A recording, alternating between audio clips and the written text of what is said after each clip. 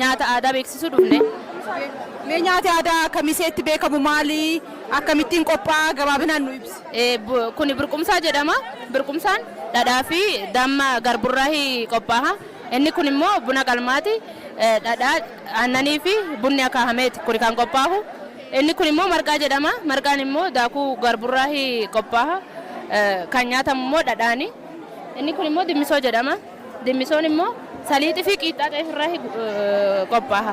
Qixxaan tolfama hin tumamu waliin saliixidhaan. Mee yeroo keessummaan dhufu keessummaa kabajaadhaaf nyaati addaa godina keessatti beekamee keessummaa addaaf qophaa'ee fa'aa kan kam nyaata kam?